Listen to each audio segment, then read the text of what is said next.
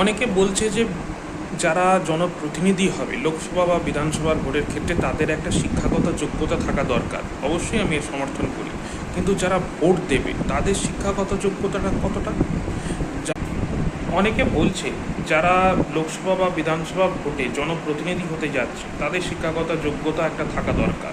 অবশ্যই আমি সমর্থন করি, কিন্তু যারা ভোট দিতে যাচ্ছে তাদের শিক্ষাগত যোগ্যতাও থাকা দরকার কি? আমি প্রশ্নটা করতে চাই, কারণ অনেক মানুষ আছে যারা লোকসভা ও বিধানসভা ভোটের পার্থক্যই বোঝে না। তারা বোঝে না যে কি প্রধানমন্ত্রীর কাজ কি, মুখ্যমন্ত্রীর কাজ কি। তা এই সব মানুষদের কি লোকসভা বিধানসভা ভোটে ভোটদানের অধিকার কি থাকা উচিত?